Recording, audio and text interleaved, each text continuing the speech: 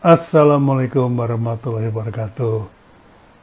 Mohon maaf teman-teman tadi uh, live brand clinic di akunnya Sati tiba-tiba hilang.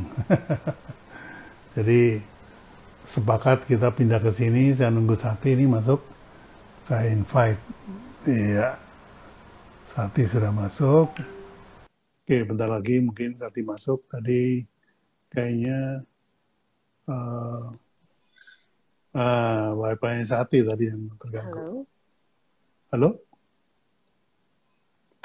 apakah aman? Aman sih, aman. Oke, kenapa ya? Aduh, ini jaringan lagi kacau. Jaringan Sati nih. Yang muter-muter jaringannya Sati. Ini muter-muter di Sati. Ya maklum ya teman-teman udah lama nggak live bareng, jadi eh, Sati live dulu, mungkin nanti masuk lagi. Jaringannya mungkin di tempat Sati yang kurang bagus. Karena kalau di sini lumayan bagus. Nah, oke Mas Sutisna Endang. Salam sehat Mas Endang. Apa kabar? Iya, oke. Kita tunggu Sati. Ya, Sati lagi coba atur wifi-nya, katanya oke. Baik teman-teman, jadi um, tadi saya cerita di akunnya Sati bahwa kita memang berhenti pada waktu masuk bulan Ramadan, memberi kesempatan teman-teman untuk bisa fokus. Mas Doni, apa kabar? Sudah lama nggak jumpa ya. Sekarang udah level 1 loh, Mas. Kapan kita ngopi-ngopi udah bisa nih. Ya. Nah, setelah sebelum Ramadan ya, kita sebelum dimulai 1 Mei kita udah nggak ada kegiatan di offline maupun online, kecuali menangani beberapa klien yang memang nggak bisa ditunda. Ya. Jadi akhirnya setelah setelah Lebaran kemarin tanggal 1 Juni, nah kita mulai merancang. Ya, kita rancang lagi lah istilahnya gitu.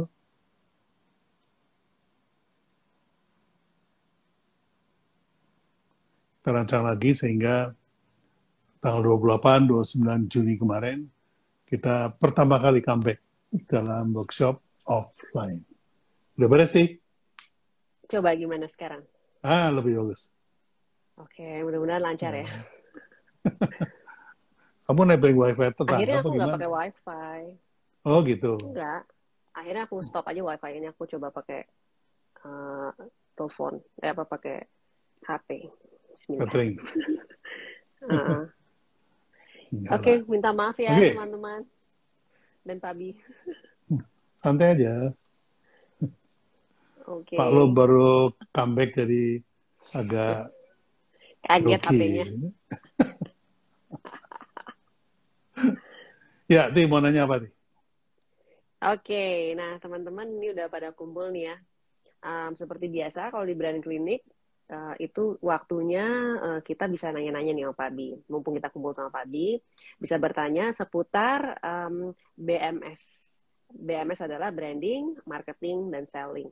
Biar teman-teman makin paham bedanya dan batasannya apa aja sih antara branding, marketing, dan selling. Karena biasanya suka campur-campur nih kalau misalnya belum terlalu paham. Jadi teman-teman bisa, kalau ada yang mau tanya, langsung tulis di kolom chat ya. Ini kolom chat berarti Pabi ya di kolom chat. Ya, Bisa lihat kalau Pabi saya berarti ya. baru. Oke. Nah, aku sih mungkin aku dulu aja nih nanya sebelum teman-teman nanya. Nah, Pabi sebetulnya kalau misalnya aku mau bikin brand nih Pabi ya. Misalnya aku punya produk roti. Aku udah punya produknya roti. Terus kalau aku mau bikin brand tuh apa yang harus aku lakukan Pabi?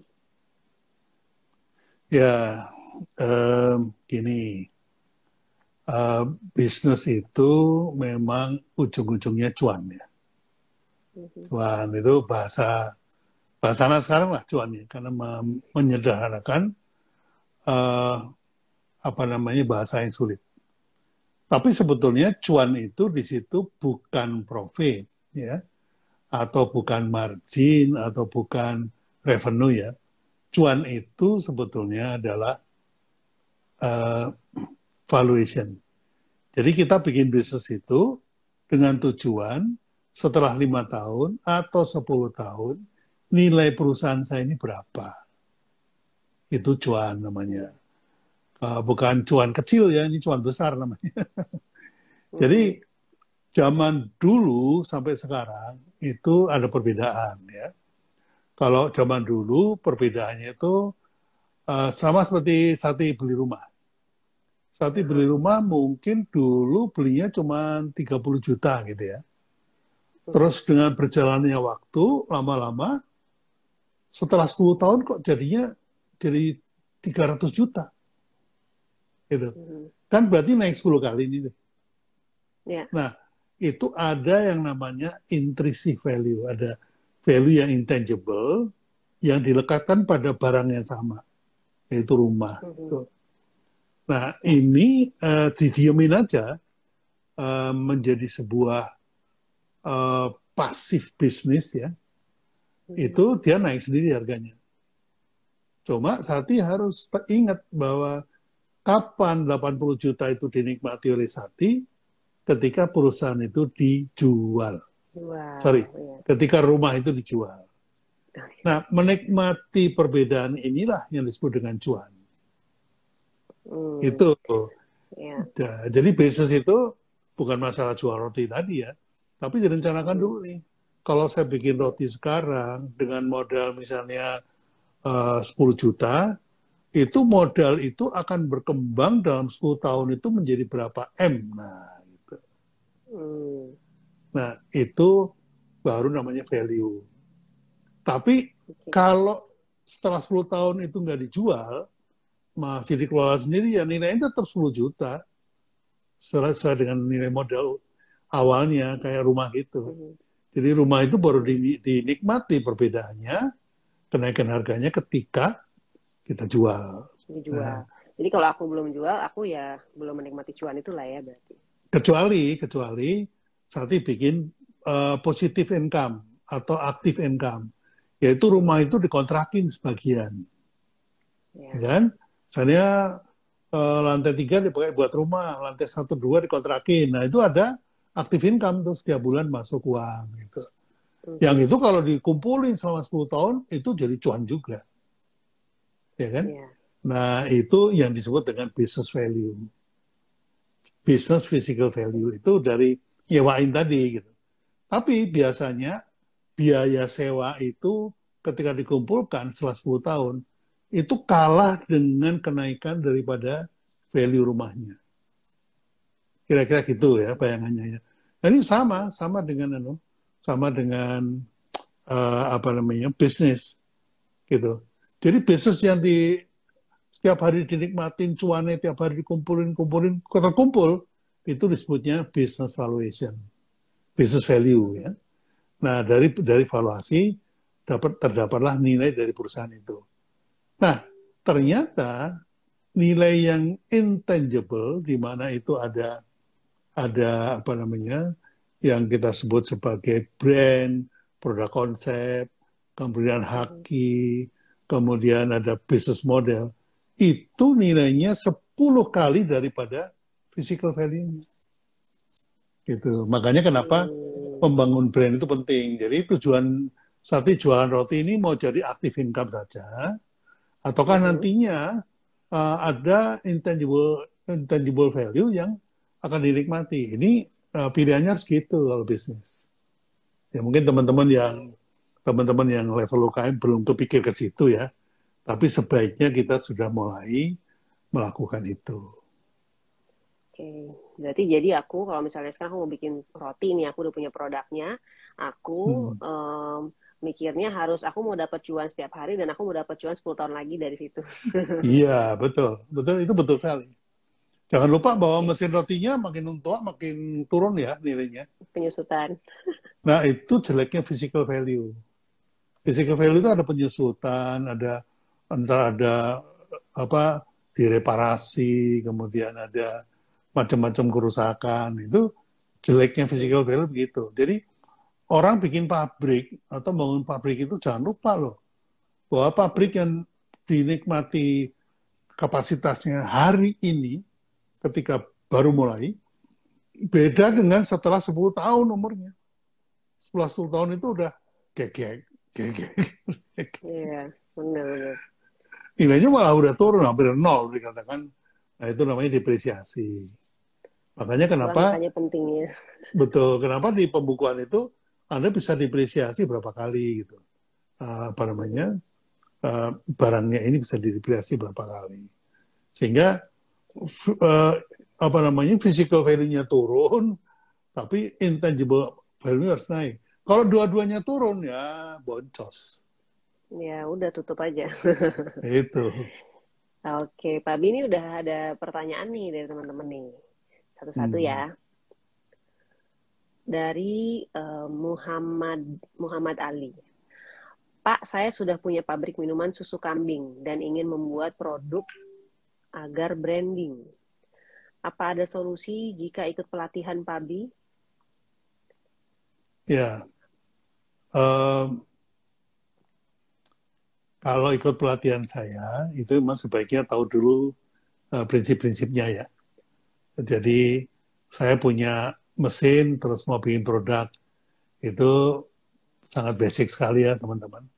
Terus apakah di branding? Maksudnya di branding itu, saya tahu, saya yakin Mas Muhammad ini maksudnya apakah bisa dikasih merek gitu ya, kira-kira ya. Jadi, merek itu bukan brand, merek itu baru sebuah identitas buat produknya. Nah, brand itu kebalikannya identitas bagi pembelinya. Jadi kalau membeli produk Anda, konsumen itu jadi siapa? Nah, itu brand. Tapi kalau membeli produk Anda, konsumen itu nggak salah pilih, itu namanya merek. Kalau merek mah nggak usah ikut pelatihan saya. Banyak yang bisa bantu. Ya. Tapi kalau Anda mau membuat konsumen merasa menjadi siapa, nah baru Anda perlu ikut pelatihan saya. Itu mau contoh gini, saya pakai jam Apple nih sekalian pamer. Tadinya jam Apple itu hanya Itu strap menunjukkan udah ganti lagi tuh warnanya. biasa kalau mampir langsung ada baru ambil. Itu tadinya saya orang beli jam itu hanya untuk menunjukkan waktu, ya. Maka yang paling penting adalah fitur. Apakah jam Anda digital atau tidak, ya, ataukah masih manual gitu. Nah, lama kelamaan yang namanya jam Apple ini tidak lagi karena butuh waktu, tapi karena menunjukkan siapa saya. Gitu. Jadi karena Pak Bini udah umur 72 tahun, dia harus kelihatan muda. Dengan cara apa? Beli ini. Nah, beli Apple ini. Karena apa? Kalau ada WA, HP saya taruh di mana, saya lagi live ini, itu masuk nih WA-nya. Jadi saya bisa ngecek WA. Gitu. Keren kan? Oh, itu perilaku anak muda. Jadi Pak Bi jadi punya perilaku anak muda. Gitu, Ti. Aku malah nggak pakai, lupa. Kamu udah tua. Tua ternyata aku lebih tua dari Pak Bi. Oke, jadi gitu ya Pak Muhammad, Thomas Muhammad. Oke, lanjut. Ini ada pertanyaan kedua dari Agustia Permata. Dasar apa yang digunakan untuk membuat tagline merek Pak Bi? Apakah keunggulan atau manfaat bagi pengguna? Ya, dua-duanya bukan. Ya. Jadi tagline itu turunan dari brand positioning. Ya. Nah, brand positioning itu butuh 3 hal. Yang pertama brand DNA, yang kedua adalah core value, yang ketiga adalah added value. Nah, ini semua memang ada di pelatihan saya. Nah, brand itu sendiri baru layak disebut brand kalau sudah punya dua hal. Yang pertama value atau core value, yang kedua adalah call to action. Ini adalah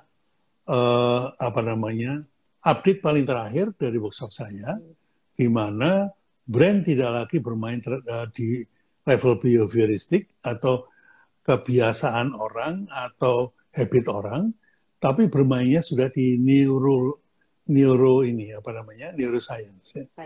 Jadi orang bergerak itu karena emosi timbul karena ada hormon yang men-trigger. Nah, sekarang ini membuat brand itu adalah menemukan kata-kata atau aksi atau gestur yang membuat hormon pembeli itu terangsang ke arah yang kita inginkan. Nah, ya udah sampai situ sekarang brand ya. Jadi emang udah cukup jauh ya. Oke, siap. Nah, lanjut nih Pak Bi. Ada pertanyaan ketiga. By the way, tadi ada di komen nih sama Mas Oksan. Selamat malam Mas Oksan. Selamat malam Mas Oksan. Membuat konsumen jadi siapa sama dengan brand 2.0. Alumni Alfamati. Itu brand 3.0 bukan 3.0. Ujarnya salah dikit. Dibaca-baca lagi. Oke, ini pertanyaan ketiga Pak Bi dari wdress.c.id. Assalamualaikum Pak Bi, kalau baru mulai bisnis pakaian, lebih baik sistem PO dulu atau diproduksi dulu? Ya, begini. Kalau korporat itu mau tidak mau dia harus punya stok. Ya. Dia produksi dulu, tentunya butuh modal yang besar untuk produksi, baru kemudian ditaruh di pabrik. Dengan harapan begitu dia launching, langsung diborong. Gitu ya. Itu adalah gaya-gaya korporat. Tapi kalau gaya UKM, saya sarankan pakai sistem PO aja. Nah, Anda tinggal menghitung nih, saya bikin hijab atau bikin jilbab ini berapa jam ya atau berapa lama ya. Kalau cuman bikin jilbab satu, warnanya sudah dipilih, dia tinggal digunting terus dijahit 4 kotak gitu, mungkin setengah jam selesai ya. Jadi Anda terima order, setengah jam kemudian Anda kirim, setengah jam kemudian konsumen sudah terima, setengah jam kemudian Anda terima pembayaran. Nah, sehingga tidak perlu modal yang besar. Jadi, apa yang harus Anda lakukan? Anda bikin satu saja dulu, ya. Terus kemudian di foto yang bagus, cari model yang cantik, foto yang bagus, terus dipasang di marketplace. Atau kalau Anda punya apps, ya pakai apps Anda. Kalau enggak, ya di WA gitu ya. Nah, nanti orang lihat, wah bagus nih, saya bisa pesan di mana nih? Oh, PO dulu, sekian. Silakan transfer dulu, nanti saya kirim. Itu begitu ditransfer, dibuatin gitu. Itu kalau gaya UKM ya. Ya, jadi nggak perlu modal gede-gede di depan ya Pak Bia? Iya, itu Oksan masih membantah. 3.0 bukannya identitas.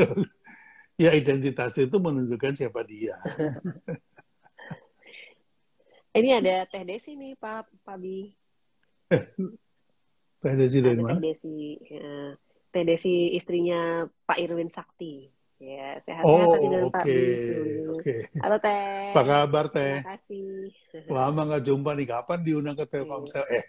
Kelepasan. Sebut juga. Aku udah pada nggak nyebut-nyebut loh. Nggak apa-apa ya Teh. Maaf. Nah ini Mas Oksan. Guys, pada ikutan workshopnya deh, berguna untuk semua orang ya, UMKM, ya korporat, ya individu yang masih bingung dirinya siapa. Ya tuh yang mau nyalek juga boleh tuh, biar sama Pak Pintar. Kalau perlu dibikinin workshop personal brand. Iya, perlu tuh Pak Bi itu untuk para caleg-caleg nih. Karena memang kan sebetulnya seperti yang selalu Pak Bi bilang ya, brand kita perlu membangun brand tuh ada 3. Yang pertama product brand, yang kedua corporate brand, yang ketiga personal brand. Jadi 3 ini saling membantu pada saat salah satunya ada kenapa-kenapa gitu Pak Bi ya. Salam dari Mbak Desi lagi tuh, dari Pak Erwin. Dari Pak Irwin. Masih main golf nggak?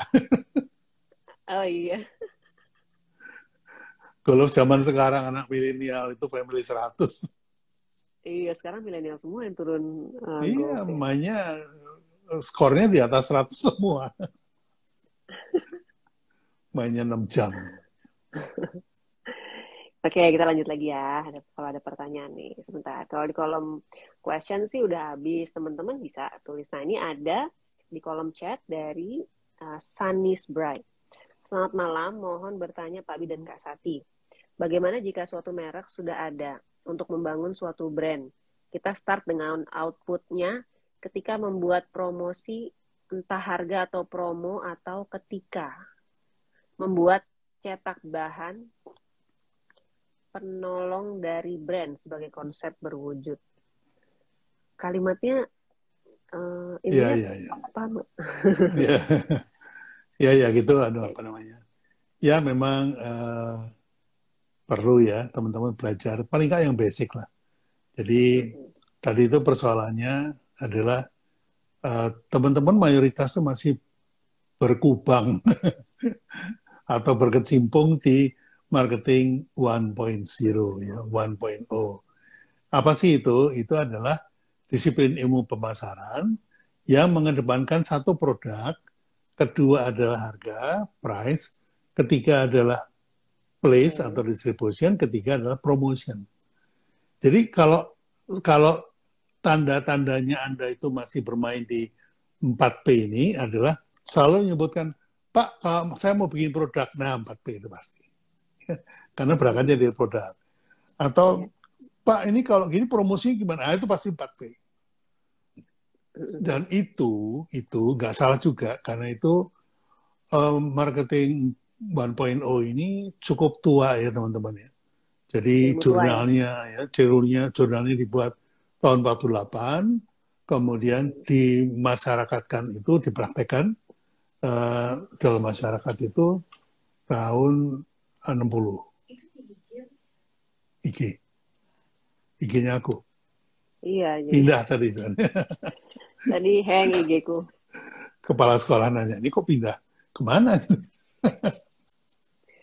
Tapi di aku Ya, harusnya kelihatan kan kalau aku lagi live sama papa gitu ya.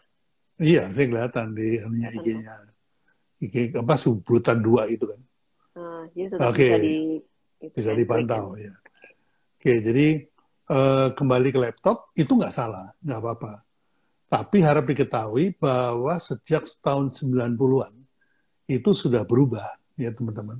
Kalau tadinya marketing itu fokusnya jualan produk, nah di marketing 2.0 tahun 90-an itu sudah berubah jualan konsumen. Loh, kok konsumen dijual Pak Bi? Bukan, maksudnya kebiasaan konsumen kita gunakan untuk daya tarik supaya membeli produk kita.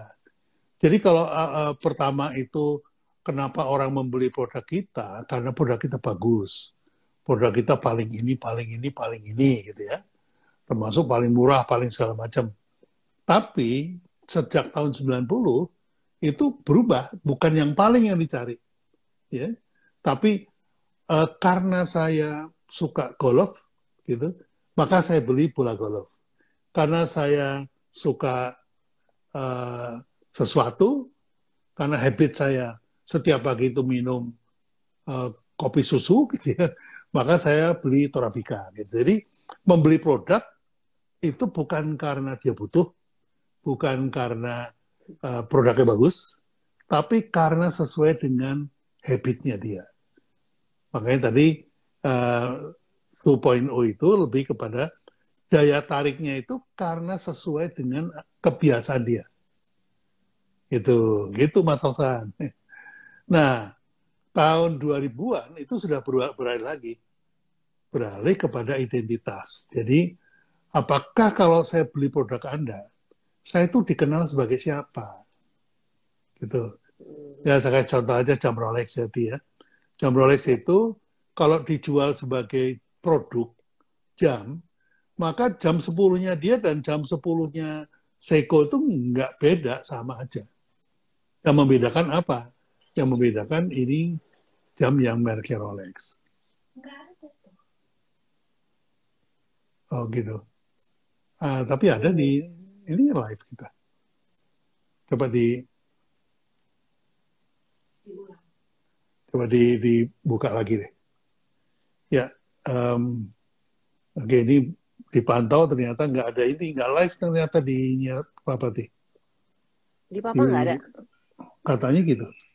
Atau Bentar, tak lihat. mau kita coba pindah ke IG-ku lagi. Aku kayak sinyal dong. Okay. Nah ini di IG-nya Bapak ada kok. Ini hitam Bu anunya. Apa nih? Mungkin Benerannya. Oh ya berarti. ya benerannya hitam Ini kok. soalnya teman-teman yang lain bisa gabung kan berarti ada. Iya, berarti ada. Kayaknya. Oke, jadi Oke, Pak Bi. itu yang 3.0 dari 3.0 itu uh, Identity kalau ya. Rolex dijual sebagai produk ya nggak ada bedanya sama yang lain. Tapi ketika dijual sebagai Rolex menunjukkan siapa Anda, ya maka itu masuk ke 3.0. Nah, 4.0 itu apa, Mas Osan? 4.0 itu tak ingetin ya. 4.0 itu kalau saya pakai Rolex, saya diterima di komunitas apa? Kira-kira gitu. Salah satunya ya. Jadi lebih kepada community. Lebih pada community. Dan itu lebih menjadi kompleks ketika dikaitkan sama internet. Itu aja itu. Tapi itu sebenarnya udah jelas banget Pak Bi ya. Jadi kalau 1.0 itu lebih kepada 4P, product price place promotion. Kalau yang 2.0 itu lebih kepada kita kebiasaan konsumen, ya kan, dapat apa, produk fitur ya. Terus yang ketiga kalau 3.0 itu jadi siapa, identitas. Dan 4.0 itu masuk ke komunitas mana. Gitu. Ya, ya. Kira-kira perjalanannya seperti Ya, itu. contohnya kaos saya ini kan identitas nih. Yang pakai kaos ini bisa bikin brand, kira-kira gitu. Ya. Nah, kalau kemudian ketemu teman-teman yang pakai kaos yang sama, artinya kita masuk ke dalam kelompok itu. Oke, ya betul. Nah. Oke. Lanjut deh, pertanyaannya apa lagi? Lanjutin dulu ya. Nih pertanyaannya ada lagi nih Pak Bi. Dari Adi Putra. Pak Bi, Kak Sati ingin bertanya, bagaimana cara membangun brand identity atau brand karakter pada usaha kita? Acuan, pola, atau benchmark apa yang bisa kita gunakan untuk menciptakan brand identity? Oke, lebih ke brand identity nih Pak Bi. Ya, saya jarang ya pakai istilah brand identity karena brand identity itu syaratnya cukup panjang ya. Artinya bahwa logo tersebut itu mempunyai value, menggambarkan value-nya, dan juga mengandung call to action. Itu kalau logo ya sebagai identity. Kalau merek ya misalnya nama gitu, contohnya misalnya counterpaint, ya. Maka paint itu adalah fear-nya, ya, yang juga menyebabkan call to action, sementara value-nya itu di counternya. Jadi counterpaint itu adalah sebuah brand karena mereknya itu mempunyai call to action dan value gitu. Yang susah itu kan nyari call to action-nya dan nyari value-nya kan itu. Nah itu yang saya ajarkan di workshop saya itu. Jadi bukan bikin logo, bukan. Atau bikin merek, bukan. Tapi menemukan value-nya dulu. Ya. Oke, Pak Bi. Nah, ternyata ini udah banyak pertanyaan lagi nih, Pak Bi. Nah, jadi ini Pak Bi dari Gus Agung Agia. Pak Bi minta contoh tagline beserta penjelasan positioningnya. Nah, Papi biasanya senang mencontohkan Ya, Kopiko. Kopiko biasanya. Ya, ya Kopiko lah paling gampang ya. Karena Kopiko aja. apa namanya itu paling lengkap, keterlibatan saya paling lengkap, sehingga bisa menjelaskannya lebih enak ya. Nah begini, positioning kan ada DNA-nya ya. Positioning itu butuh ada DNA. Nah DNA dari Kopiko itu ada dua nih, kopi permen atau permen kopi ya. Pemilihan pasar itu pemilihan produk kategori itu salah satu cara untuk menemukan DNA. Jadi apakah Anda jual di pasar kopi atau jual di pasar permen? Meskipun barangnya permen, ya. Ini contohnya, kalau Kopiko itu diposisikan sebagai permen, maka ritual untuk makan makan permen itu nggak ada. Ya, apakah Sati ada jam-jam tertentu yang harus makan permen? Enggak, malah nggak pernah. Nggak ada, nggak pernah kan?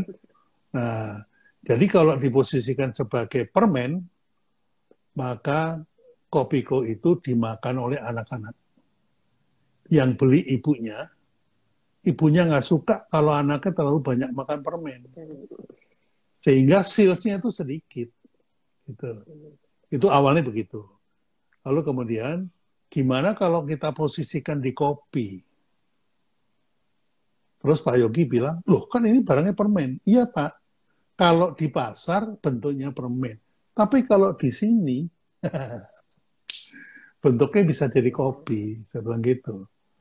Makanya kemudian kita posisikan di kopi. Ya. Nah, bagaimana cara memposisikannya?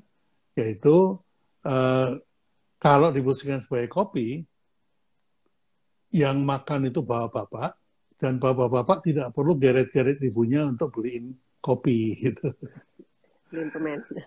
Dan karena dia punya buying power yang tinggi, sehingga dia bisa bayar sendiri, beli sendiri. Salesnya jadi naik gitu ya teman-teman. Jadi sesimpel itu sebetulnya. Nah, dari positioning itu kemudian kita lihat mau DNA-nya permen atau DNA-nya kopi. Saya memilih DNA kopi. Sehingga karena ini bukan permen, saya bisa pakai DNA-nya ini bukan permen. Itu bisa. Ya. Ini bukan kopi. Itu kan jadi orang memasukkan ke kopi tapi yang bukan kan gitu. Karena udah disebut kopinya. Nah, next to that ya udah kita kasih nama gantinya ngopi. Itu tagline-nya seperti itu. Itu kenapa tagline kaitannya sama positioning. Itu yang ini cara yang simple ya teman-teman ya. Kalau cara yang ribetnya gitu ya, yang solidnya itu memang nggak mudah. Ya, jadi tadi yang Pak Bi omong itu semuanya sebenarnya kita omongin di kepala manusia ya Pak Bi ya. Makanya kenapa brand itu juga teori terakhirnya itu berkaitan sangat erat dengan neuroscience. Karena kita bahasnya di kepala tuh. Karena teman-teman pasti pada bingung di situ Pak Bi. Iya. Oke, lanjut Pak Bi. Dari Eva SRHY, gimana bacanya? Pak Bi, gimana cara menumbuhkan kesadaran akan pentingnya membangun brand itu? Dan kira-kira berapa lama waktu yang dibutuhkan dalam perencanaan membangun brand agar dikenal luas? Ini, kalau untuk UKM maupun korporat itu, ciri khasnya gampang sekali. Gampang sekali. Kalau produk, itu mengundang datangnya pembeli lewat marketing. Ya. Makanya marketing menyebutnya target market. Masih di target, gitu. Belum jadi konsumen. Nah, untuk menjadi konsumen itulah kemudian daya tariknya menggunakan produk. Sehingga mendatangkan pembeli. Oke. Nah, ketika pembeli itu kemudian tidak balik lagi, ya dia sudah menjadi mantan pembeli. Nah, yang balik lagi disebut apa sih? Pelanggan. Oh, Nah, pelanggan. brand itu tugasnya membuat pelanggan. Jadi, marketing itu membuat orang membeli atau menciptakan pembeli, sementara kalau Brand. brand itu menciptakan pelanggan, di Pelanggan. mana pembeli beli lagi, beli lagi. Mhm. Ya, itu yang Pak Abi sebut dengan pull dan push itu ya. Betul, pull dan push. Makanya kelas Pak Abi itu namanya magnet branding. Karena once Hmm. kita membangun brand, itu bagaikan magnet, datang sendiri pembelinya, bukan kita yang nyari-nyari. Oke, lanjut. Ini Ini ada pertanyaan dari enggak jatuh. Ya. Saya menyasar market yang kecil. Apakah pasar akan membesar dengan branding atau dengan menyasar market lain yang branding yang lain? Nah, saya mau tanya, ini Anda UKM atau korporat? Itu dulu pertanyaannya. Kalau UKM, pasarnya lokal. Ya. Kalau UKM mau pasarnya nasional, itu Anda harus menggunakan disiplin ilmu korporat. Itu, ya. Jadi, kalau UKM itu mau tahu pasar begini, saya buka warung di ujung gang gitu ya, maka saya berharap bahwa seluruh penduduk gang itu akan beli di warung saya, ya kan? Nah, apakah saya harus memanggil Biro Research Nielsen untuk meriset potensi pasar di belakang warung saya, di gang itu? Nggak usah, pakai tukang sayur aja. Tukang sayur suruh masuk ke dalam, ya. Udah gitu kita panggil, kita kasih kopi, kita tanya, Pak, kenal nggak sama orang-orang rumah-rumah di belakang toko saya ini? Kenal, Pak. Ada berapa ratus rumah, Pak? Ada 200 rumah. Kenal semua. Kenal semua, Pak. Nah, itu database-nya tukang sayur itu luar biasa. Rumah nomor satu, nama bapaknya Samsu. Istrinya namanya siapa? Wati. Anaknya 3. Yang gede udah kuliah. Tapi yang kedua itu masih SMA cuma udah pacaran. Yang gede malah belum. Itu tahu semua tukang sayur. Sampai pembantunya yang cantik pulang kampung dikawinin sama orang tuanya tahu. Itu database yang selama ini selalu dianggap remeh oleh teman-teman UKM. Gitu. Nah, kemudian tahu kebiasaannya si bapak rumah nomor satu itu sukanya minum kopi. Tapi yang nomor 2 tuh nggak ngopi. Dia sukanya itu ngeteh. Yang nomor 3 lebih aneh lagi, sukanya itu minum jahe aja. Gitu. Yang nomor 4 itu kerjanya makan kencur. Itu sampai kayak gitu dia tahu. Nah itu kan database.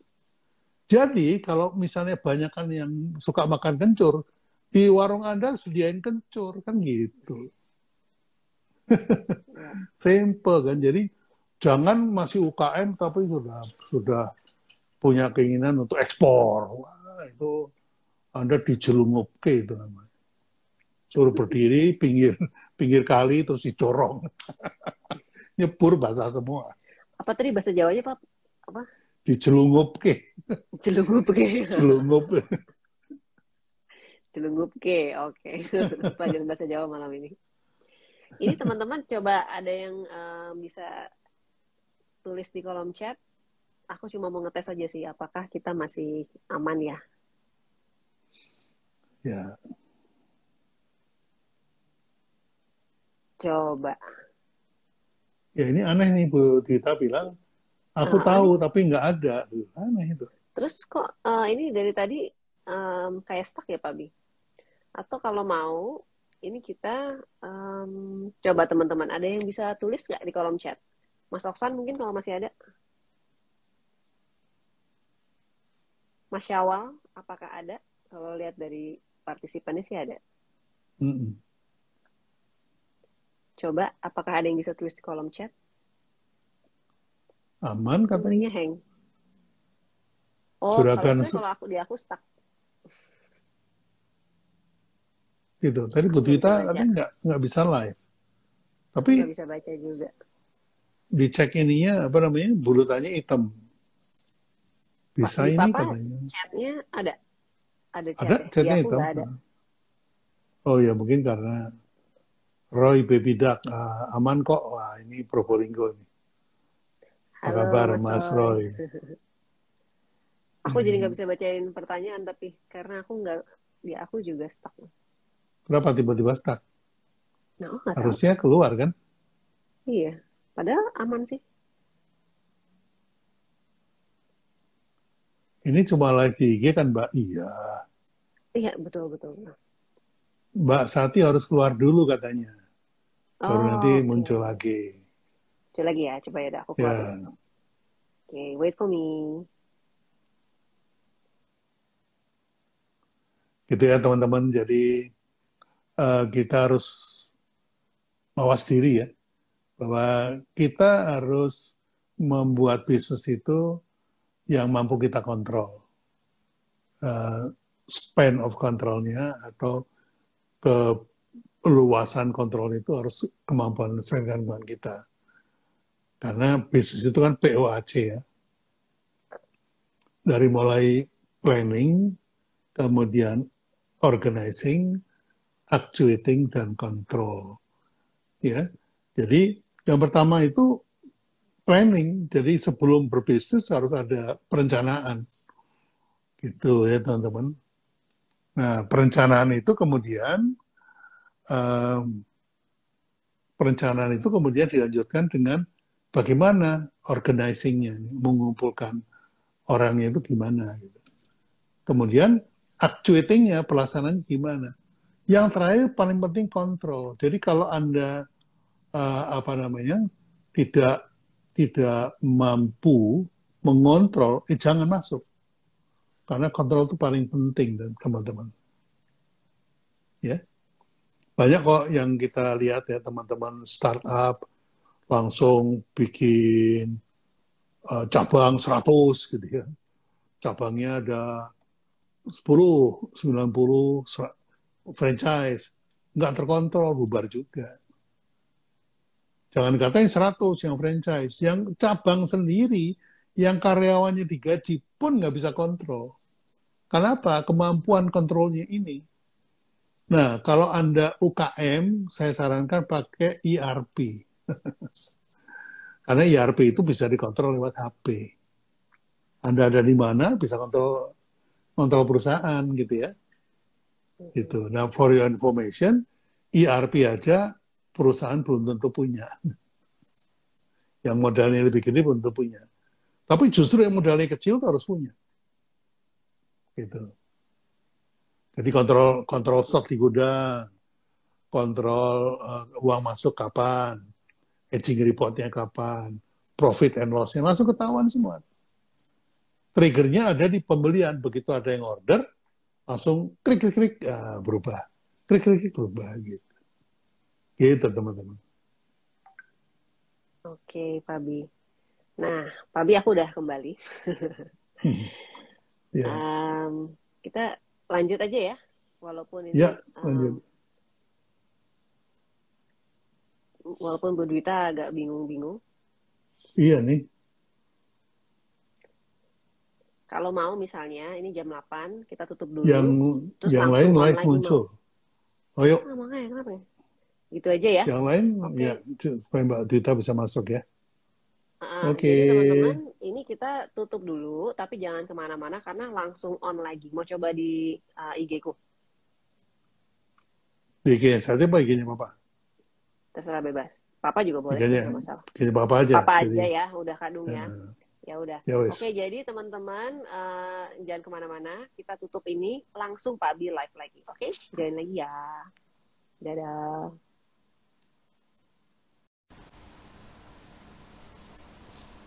Halo, saya kembali lagi. Mudah-mudahan bisa diterima dengan baik oleh teman-teman. Saya cek dulu ya di akun saya, ya udah live kembali. Ya.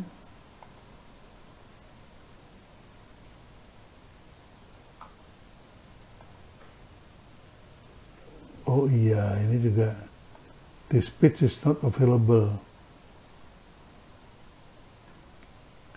Ya, nggak ada live nih. Di saya juga nggak ada live. Ntar ya teman-teman ya.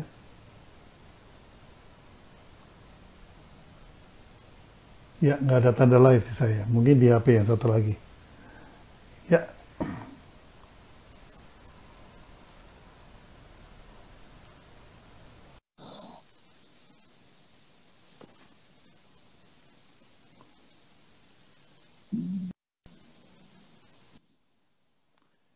Iya, Ti.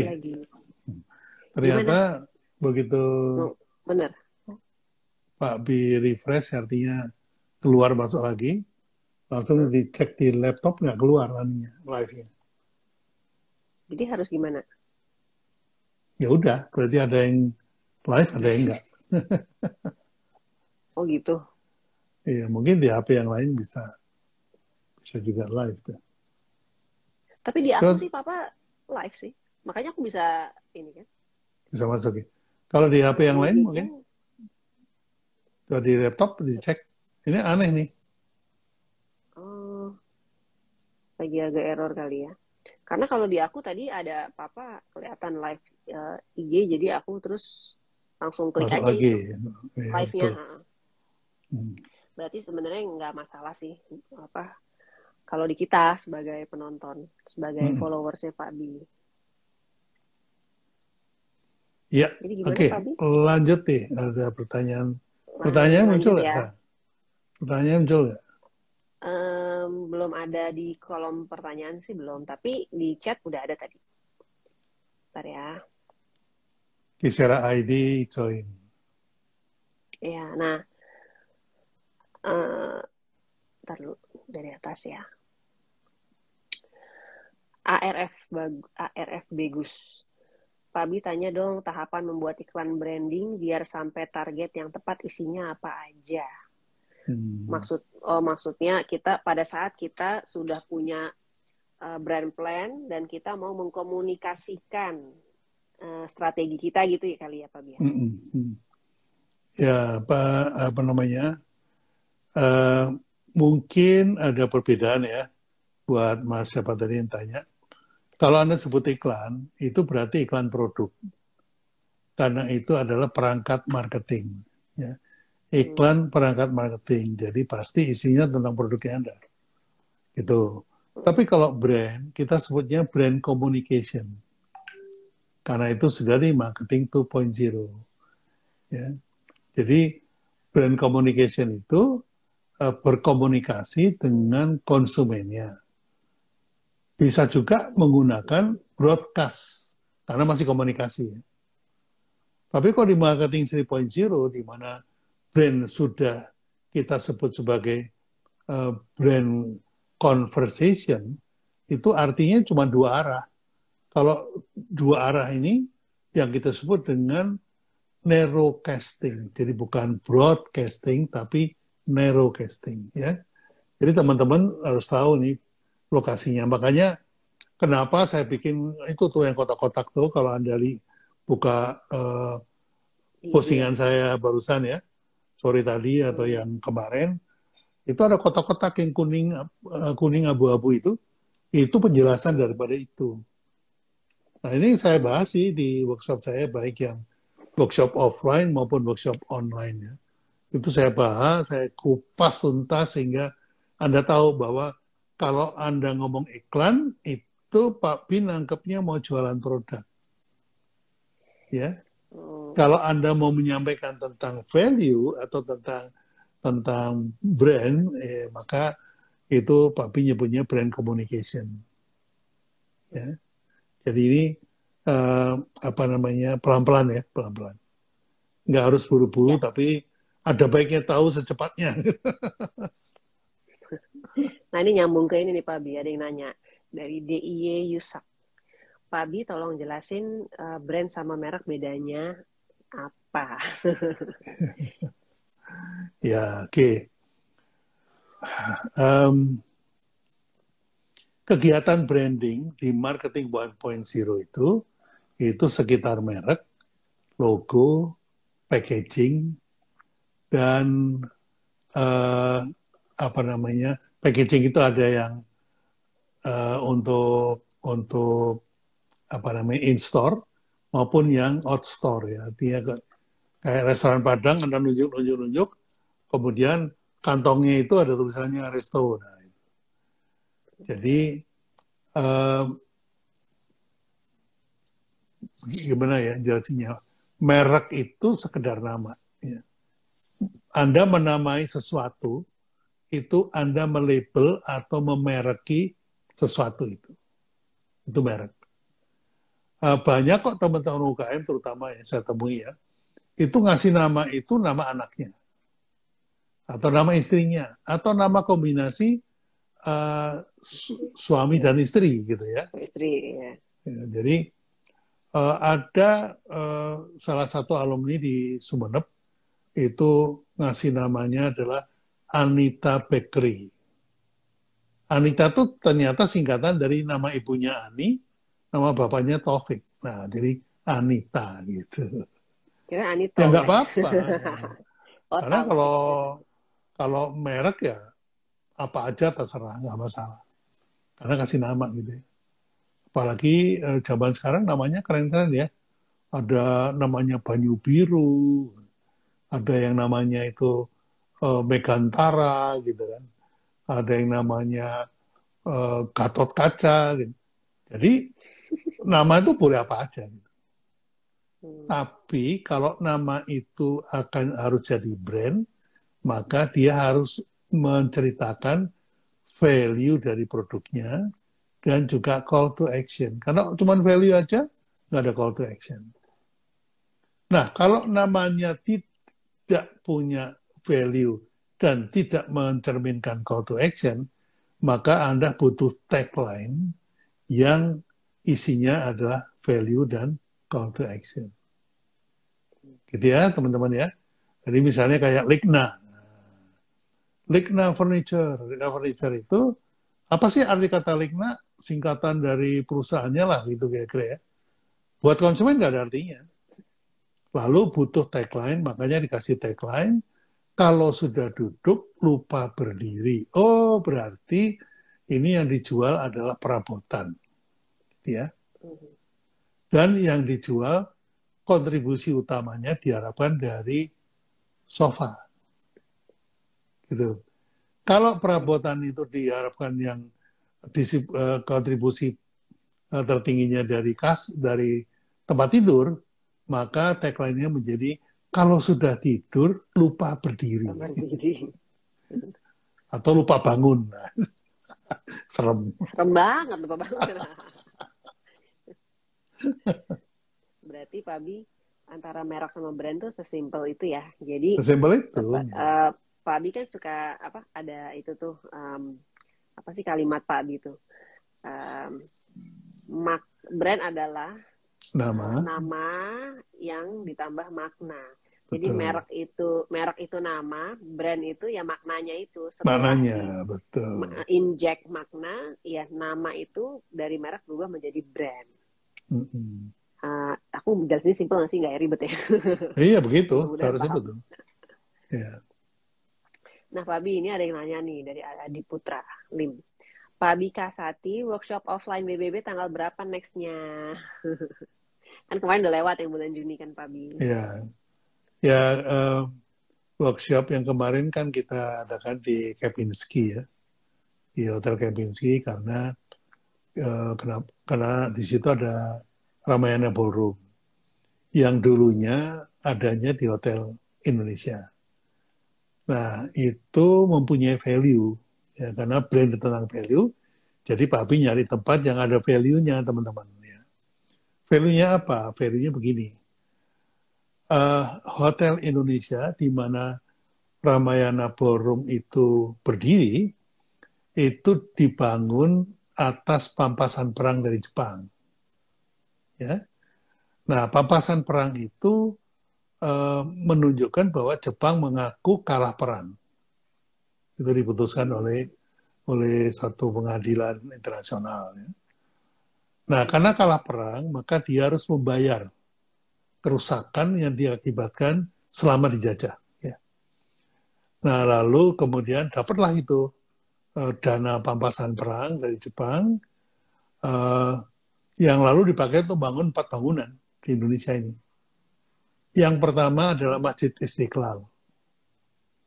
Ya, itu tonggak sejarah bahwa ini adalah pernyataan Jepang mengaku kalah dan Indonesia merdeka. Gitu ya. Yang kedua, Tugu Monas. Ya. Yang ketiga, Sarinah Department Store. Yang keempat adalah Hotel Indonesia. Jadi kenapa Pak Bi milih di Hotel Indonesia, di mana kita ambil tempatnya adalah di ballroom, ya, karena mengambil value itu, bahwa di ballroom itu sering dilakukan perundingan-perundingan yang pada waktu Indonesia merdeka.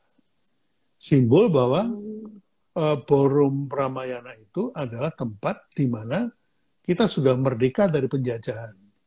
Kalau dulu penjajahan dari bangsa asing, nah sekarang penjajahan dari merek asing gitu. Maunya gitu, maunya. Ya mudah-mudahan ingat orang. Nah, akhirnya karena value itu begitu kuat ya, perlawanan UKM terhadap brand-brand impor gitu ya, itu sampai ada yang menyebut ini bukan workshop bisa bikin brand. Ini workshop Kempinski. Banyak yang nanya, Pak Bi, kapan nih workshop Kempinski diadakan lagi loh? Workshop Kempinski. Lucu tuh, tapi ya. Salah. Tapi nggak apa-apa sih. Ya kita bikin lagi nanti. Kira-kira kalau nggak akhir Agustus mungkin terlalu mepet ya. Karena Agustus banyak event kan. Ada event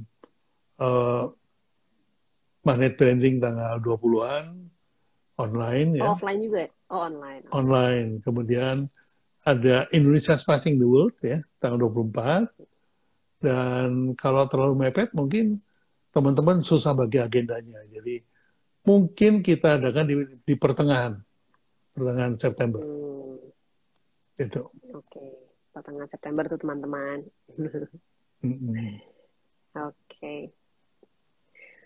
Oke, Pak Bi, ini kita lanjut pertanyaan. Ya, ini ada yang nanya. Kan tadi kan putus-putus. Oh, ya udah sampai jam 9 juga nggak apa-apa. Pak Bi, untuk bisnis fashion Wadina Hijab, ya, gimana cara untuk menentukan value-nya? Karena di situasi sekarang sudah banyak bisnis fashion yang value-nya hampir sama. Jadi apa yang dilakukan agar membedakan, agar bisa bersaing? Nah, saya suka pertanyaan ini karena Anda menyebut bersaing. Bersaing itu kompetisi ya. Karena kebanyakan UKM itu semangatnya kolaborasi. Kenapa kolaborasi? Karena tidak mampu bersaing. Ya. Nah, kalau Anda bilang bahwa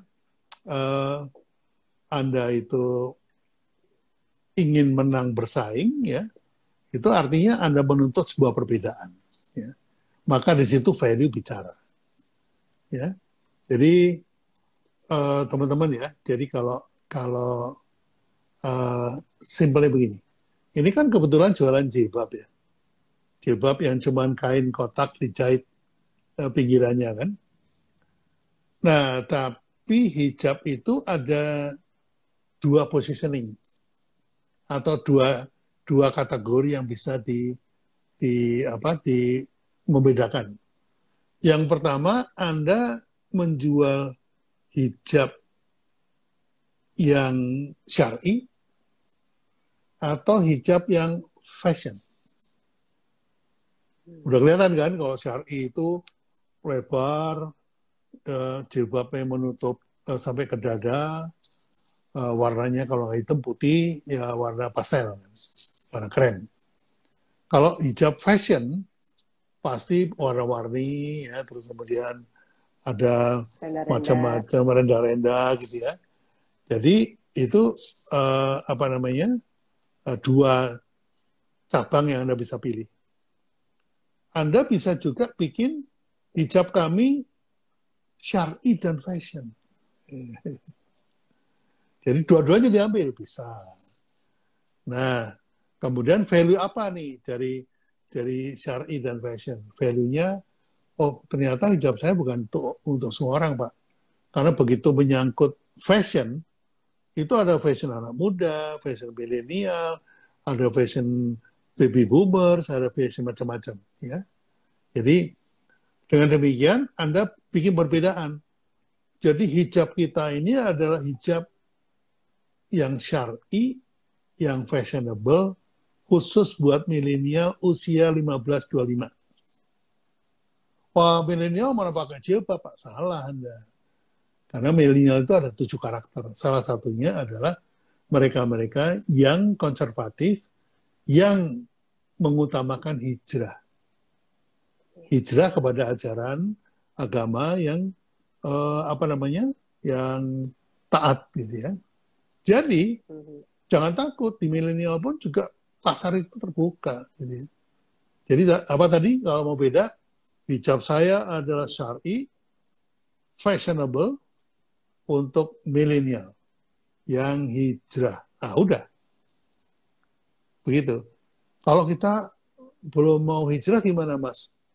Ya nggak pakai kita punya nggak apa-apa. Gitu, Ti. Jadi sebetulnya ditambahin yang ya Pak Bia. Ini juga kan ada nanya nih banyak. Jadi dari Andi Wang, mau tanya untuk branding F&B bagaimana dan apakah ada contohnya? Ya itu sesimpel yang tadi Pak Bi contohin, tapi itu di sisi fashion hijab ya. Kalau misalnya di F&B mungkin resto, apa misalnya brandnya adalah resto yang apa yang apa, coba contohin Pak Bi. Ya, simpel ini.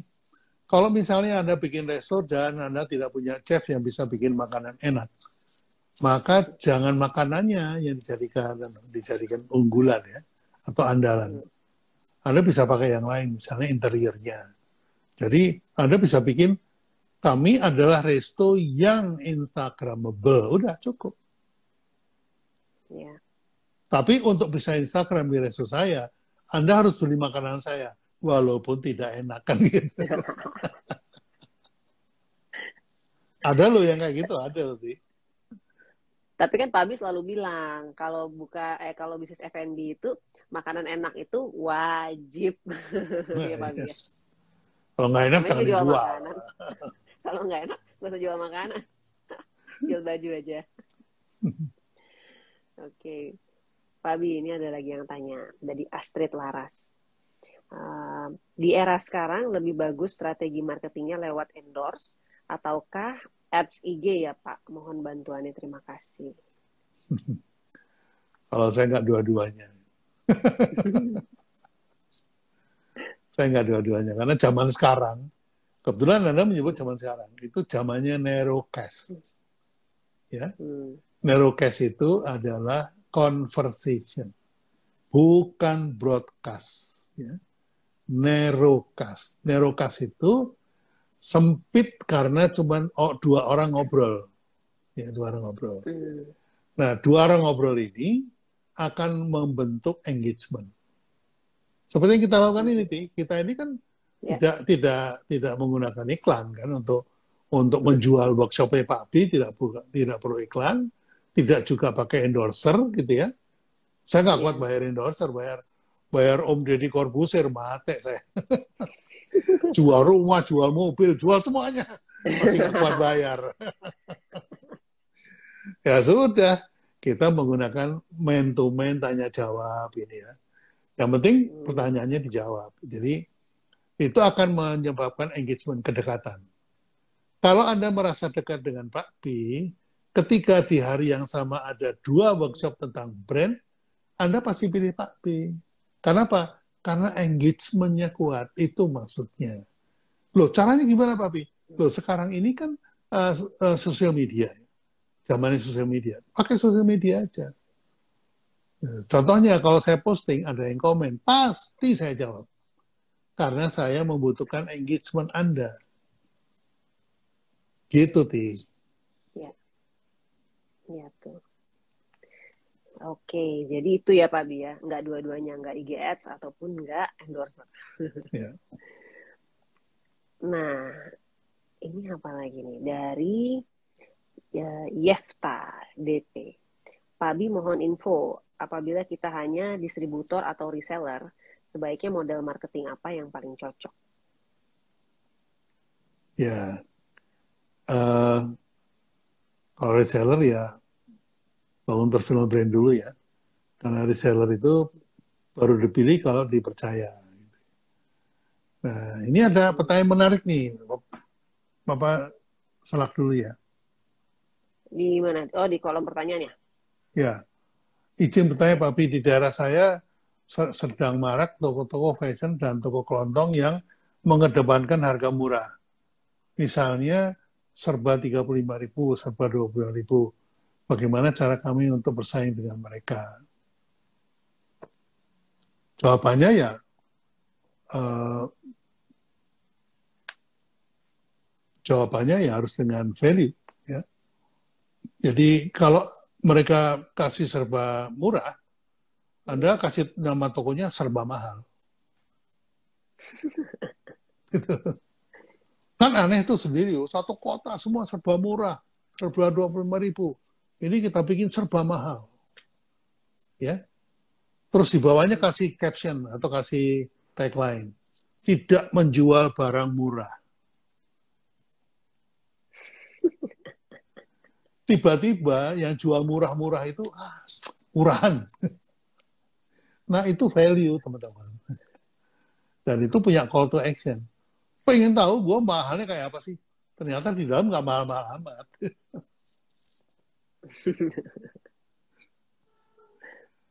Simple kayak gitu, teman-teman. Jadi hijab juga gitu. Hijab mahal. Harganya berapa? 500.000. Ya cuma satu doang 500.000, yang lainnya harga normal.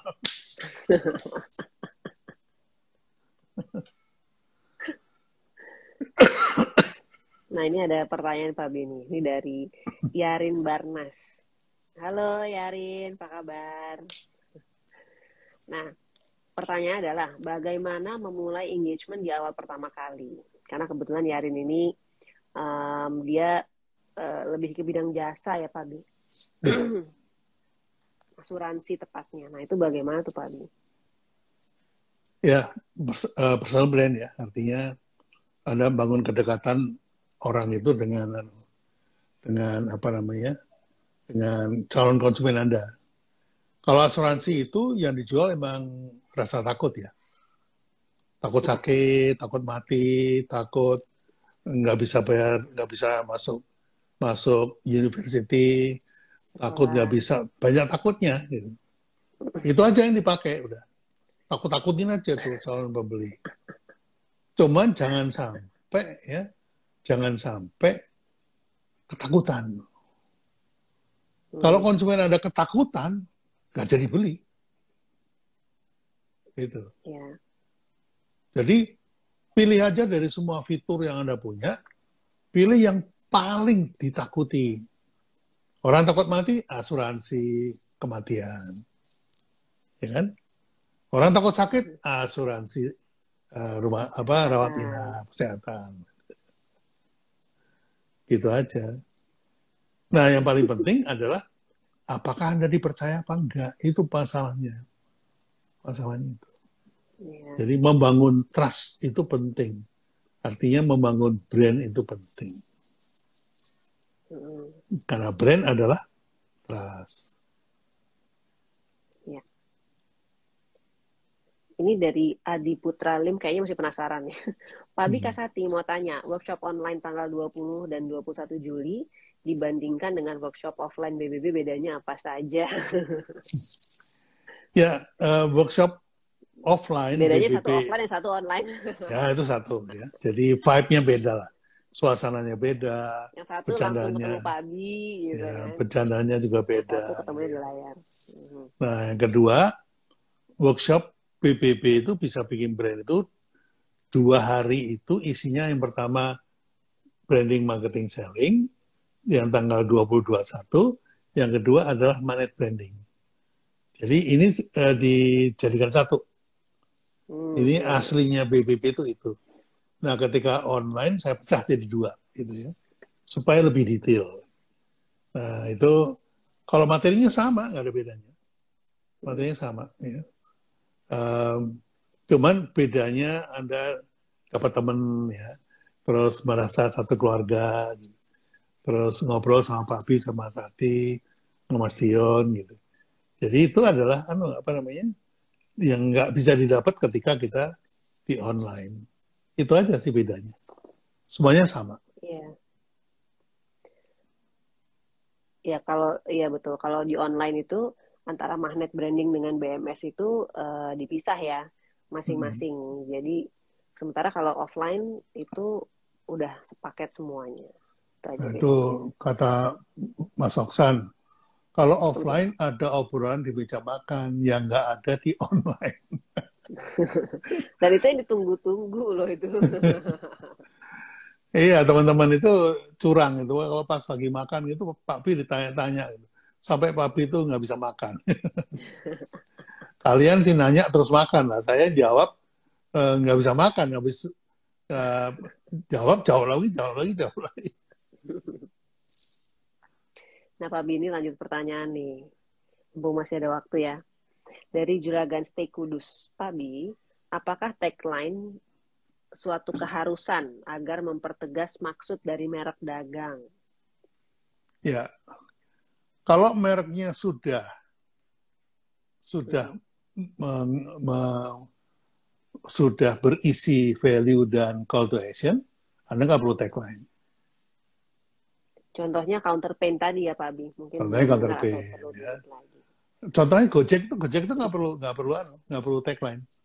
Kenapa coba? Karena Jack itu adalah value-nya, Go itu call to action-nya. Iya. Hmm. Gitu. Makanya kalau bikin merek yang bagus. Makanya kenapa di 15 langkah magnet branding, merek itu ada di nomor 12. Langkah ke-12. Kenapa? Sudah melalui product insight, sudah melalui brand positioning, sudah melalui core value, sudah melalui semuanya, baru kita bikin mereknya. Sudah melalui call to action juga. Gitu ya teman-teman ya. Ya. Wah ini ada Mas Jeffrey Sebayang. Wih, wah ini harus nyimak nih. Ini Pak dosen. Mana Mas Devi? Ini join? Oh, kirain nanya. Enggak nanya. Kayaknya dia udah paham deh. Wah, dia Nah, guru. Papa mm-mm. malah belajar sama dia. Dari Kusa NP, Pak Bi, bagaimana cara mempertahankan value atau citra brand saat banyak komplain atau komen negatif dari customer yang terekspos di sosial media kita? Oke. Um, buat orang brand, bad news is a good news. Ya. Karena kalau kita cerita yang baik-baik, itu nggak akan diomongin. Ya. Maka ketika ceritain jelek, wah, kemudian itu diomongin kan. Jadi yang penting populer kan. Mm, Nah, bagaimana kalau kemudian kita dikomplain oleh customer ya? mm, Nomor satu ketika dikomplain itu kita mesti punya kepercayaan bahwa komplain is a compliment. Artinya apa? Artinya dia punya perhatian pada produk kita. Dia inginnya itu kenapa dia komplain? Agar supaya lu tuh berubah gitu loh. Jangan gini-gini terus, gue komplain nih. Gitu. yeah. Kamu tuh berubah dong. Supaya apa? Supaya lebih baik. Itu artinya kan dia care sama kita. Jadi anggaplah setiap komplain adalah komplimen. Jadi apa yang harus diucapkan pertama kali? Jangan jangan alasan ya. Jangan denial, bilang aja, "Oh, terima kasih atas masukannya. Kami akan perhatikan. Mohon maaf nih, kita ganti sama yang baru." Nah, gitu misalnya. Itu. Nah, apa yang dilakukan oleh kita kalau terjadi komplain di sosial media. Yang pernah kita lakukan pada waktu kami megang sebagai brand consultant dari McDonald, itu banyak komplainnya banyak ya. Tapi waktu itu sosial media belum kayak sekarang ya. Jadi komplainnya itu biasanya lewat koran, pembaca menulis gitu. Atau lewat apa ya dulu tuh, tahun 90-an tuh SMS sudah ada atau belum ya? Apa nggak tahu tuh. Pokoknya ada komplain Iya, ya. ada. Ada komplain. Itu tim langsung berkumpul, kita sepakati bahwa this complaint is a compliment. It shows yang menunjukkan bahwa they care kepada McDonald. Jadi sekarang kita pilih utusan yang cocok untuk komplain seperti ini, misalnya Mbak A gitu ya. Mbak, Anda dikirim untuk menemui konsumen kita. Misalnya contohnya, wah ini burgernya kok dagingnya bau udah basi gitu ya. Wah itu kan jelek kan ya. Akhirnya didatengin. Terus kemudian pertama-tama terima kasih atas masukannya. Yang kedua minta maaf atas ketidaknyamanannya. Yang ketiga kami akan berikan kompensasi. Ya. Kompensasinya apa?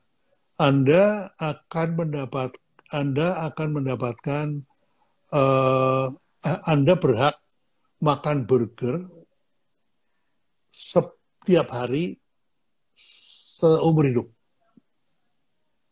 Gitu. Wah, keren nih McD. Gua cuman komplain satu burger ditukar dengan burger setiap hari seumur hidup. Wah, burgernya aja yang lainnya tetap bayar. Nah, apa yang terjadi? Dengan syarat yang Anda tulis di sosial media Anda take down. Gitu. Wah, dengan senang hati lah. Dapat burger seumur hidup ya. Kenapa nggak mau take down?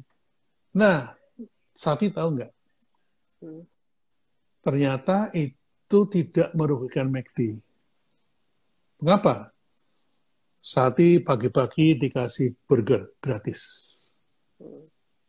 Rasanya masih enak.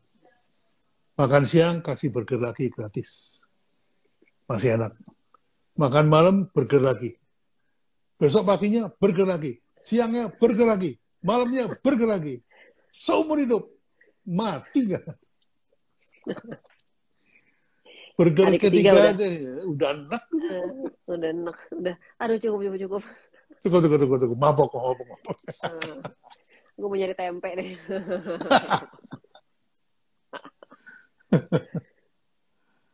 Iya. Oke, Pak Bi. Itu contoh-contohnya Pak Bi ya. Ya simpel-simpel aja. Nah ini ada yang nanya nih Pak Bi nih. Dari Idi Anasriatno. Sebentar nih, ini ada komplimen bagus nih. Betul. Bagas Rais R. Masya Allah, keren caranya Pak Bi. Tetap memenuhi kewajiban untuk mengajarkan kepada putrinya dan masih bisa berbagi dengan yang lainnya. Wah, alhamdulillah bersyukur. Semua atas izin Allah, Mas. Ya, saya cuma punya pengalaman, saya nggak punya ilmunya. Karena sekolah saya cuma sampai SMA. Gitu aja. Alhamdulillah. Alhamdulillah. Oke, Pak Bi. Nah ini kita masih lanjut ya. Ya. Ini ada pertanyaan Pak Bi dari Idi Anasriatno tadi. Pak Bi, untuk produk generik, untuk branding sebaiknya apakah ke arah corporate branding ya Pak? Mengingat value produknya yang sama dengan kompetitor. Ya. Begini Mas, kalau Anda membuat produk, Anda harus berkeyakinan bahwa produk Anda itu unik. Jangan mau Anda digenerikkan oleh orang-orang. Ya. Dianggap sama. Gitu. Harus ada uniknya. Mengapa alasannya apa? Karena Tuhan menciptakan manusia itu unik. Setiap manusia itu tidak sama. Sehingga kalau dia membuat sesuatu, hasilnya pasti tidak sama. Kecuali Anda ikut-ikutan seperti orang lain. Nah ini nih. Ini kelemahannya UKM. Kelemahannya UKM itu, kalau bikin mie, packagingnya harus mirip Indomie. Supaya diterima oleh masyarakat, ini adalah mie. Ya. Kalau misalnya Anda mau bikin air minum, packagingnya, labelnya harus mirip Aqua. Yang sudah duluan ada. Supaya ini diterima, ini adalah Aqua. Jangan sampai ini dibilang, wah ini buat cebok. Nah, kan mati. Ya. Ini kelemahan kita nih, bisnis. Saya juga sama, kayak gitu ya. Jadi, hati-hati teman-teman ya, bahwa kita jangan pernah berpikir bahwa kita ini nggak bisa bikin produk unik. Kita bisa, cuman kita nggak berani, karena takut dibilang, ini bukan air minum, ini air cebok. Nah, kan cilaka. Ya, itu. Makanya, di dalam, bocorin dikit ya, Tia. Di dalam workshop saya mengajarkan brand itu adanya di benak konsumen.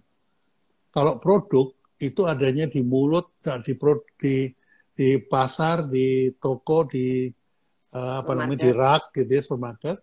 Itu ada produk, tapi brandnya ada di kepala. Oleh karena itu dikatakan oleh Waterlanders, product made in the factory, brand are created in the mind. Ya. Nah, kembali ke kepala manusia. Itu buat orang brand kayak Papi ini, kepala konsumen itu kayak laci-laci dari filing cabinet. Ya. Filing cabinet itu kalau gede, lacinya itu udah 100 gitu ya.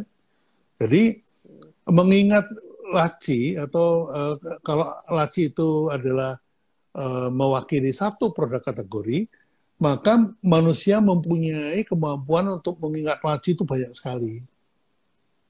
Thanks God ya, terima kasih kepada Tuhan, bahwa kita tuh tahu loh kategori minyak goreng, ya. Ada kategori restoran, ada restoran fast food, ada restoran gudeg, ada banyak sekali kategori. Ya. Cuma ketika Anda harus mengingat merek, kalau laci itu ditarik, isinya itu maksimal 7. Karena itu adalah kemampuan manusia mengingat merek. Kemampuan manusia mengingat merek, atau teman-teman bilang brand, itu cuma 7. Jadi apa yang harus dilakukan di dalam laci itu? Bersaing dengan 7 merek yang lain untuk menjadi top of mind brand. Itu teman-teman ya. Jadi itu caranya untuk apa tadi? Memilahkan ya, supaya kita tidak dianggap generik. Masuk ke dalam laci itu satu persoalan, di laci itu menjadi top of mind itu persoalan lain. Ya, masuk ke dalam laci adalah ingin sama, ya. Ketika di dalam laci itu ingin beda. Ini bedanya. Jadi Anda harus melakukan 2 hal itu. Anda harus diterima sebagai kategori itu, tapi juga sekaligus di kategori itu Anda adalah yang paling diingat. Top of mind. Gitu ya. Nah, itu ceritanya semua sama. Kayak Indomie. Indomie itu awalnya pada waktu lahir pertama itu berjuang mati-matian masuk ke dalam laci instant noodle. Ya. Begitu packagingnya semua mirip, masuk dia ke dalam laci instant noodle. Setelah masuk, diterima di kategori itu, dia berjuang bagaimana harus beda. Nah, mereknya Indomie. Ya. Indo itu adalah maknanya, mie ini adalah call to action-nya. Ya. Karena kalau nggak ada nasi ya makan mie, gitu ya. Nah, karena ada value. Ada nasi aja maunya makan mie. Nah, Indo sebagai value itu adalah Indonesia. Artinya apa? Bahwa Indomie hanya menyajikan bumbu-bumbu asli Indonesia. Rasa-rasa Indonesia. Nggak boleh ada tom yum, nggak boleh. Nggak boleh ada sukiyaki, nggak boleh. Karena itu bukan asli Indonesia. Ya. Jadi kalau mau memberikan value kepada kata Indomie, maka Anda harus pakai bumbu soto, bumbu rawon, bumbu apalagi gitu ya. Cabai hijau. Cabai hijau itu asli Indonesia ya, teman-teman. Jadi itu caranya membuat produk kita tidak generik. Gitu, Ti. Oke, siap Pak Bi. Nah ini Pak Bi masih mau lanjut, Pak Bi kuat? Atau mau istirahat? Ya, sampai jam 9 lah tanggung. 9 ya. Ya. Oke, ini ada yang minta dibacain nih di question box dari Pun Store. Bacanya gitu, Pun Store. Pak Bi mau nanya, bagaimana membuat campaign strategi untuk menarik target audience yang maksimal? Terima kasih Pak Bi. Campaign strategi untuk menarik audiens yang masih mahal. Ini berarti ngomongin iklan ya. Karena masih ada kata target. Iya, artinya ini toolsnya marketing. Ya. Gini deh, kalau 1.0 itu walaupun disebut marketing 1.0, kalau Pak Abi lebih melihatnya sebagai selling ya. Selling itu. Meskipun disebut marketing. Karena masih berfokus kepada produk. Tapi kalau marketing 2.0 berfokus kepada customer, itu pada demand-nya dia. Demand itu need dan want ya. Kalau udah marketing demand, itu artinya marketing. Karena marketing itu basicnya adalah demand creation. Sehingga marketing itu di 2.0. Nah, 3.0 itu baru namanya branding. Gitu. Okay. Sebenarnya begitu sih. Nah, tadi pertanyaannya apa sih? Pertanyaannya membuat campaign strategi yang menarik target audience. Nah, ini selalu jadi persoalan. Makanya saya menyarankan nih teman-teman ya, bukannya karena mau jualan workshop, enggak. Saya lebih concern pengen menolong Anda-Anda aja. Karena sekarang ini situasinya betul-betul kritis. Ya. Zamannya Pak B pernah ngalamin mempraktekkan marketing 1.0 atau sales tadi, di mana konsumennya ada di era itu. Jadi gampang. Orang pengen produk bagus, dijuali produk bagus, selesai. Ya. Kemudian marketing 2.0 berubah nih. Tapi juga ikut praktek di situ. Yaitu kita masih pakai marketing 1.0, tapi konsumennya sudah masuk era 2.0. Di mana tuntutannya adalah, produkku cocok gak sama habit gua? Kalau nggak cocok, gue nggak beli. Walaupun bagus, gitu. Ya. Benar. Ini 2.0. Ya. Kemudian, Pak Bi pernah ngalamin juga nih, marketingnya masih 1.0, tapi jualannya sudah di 3.0. Di mana orang-orang itu ingin mengidentitaskan produknya sebagai jati dirinya. Jadi saya mau menunjukkan bahwa saya adalah olahragawan. Wah, pakai kaosnya Nike, ada logonya gitu ya. Di kaosnya ada logonya. Kalau nggak Adidas, kalau nggak apa gitu ya. Nah, itu Pak Bi ngalamin itu dan sekarang ini zamannya 4.0. Di mana ketertarikan orang membeli bukan lagi pada produk yang bagus, bukan karena cocok dengan habitnya, bukan karena identitasnya, tapi yang penting adalah komunitasnya, kedekatannya,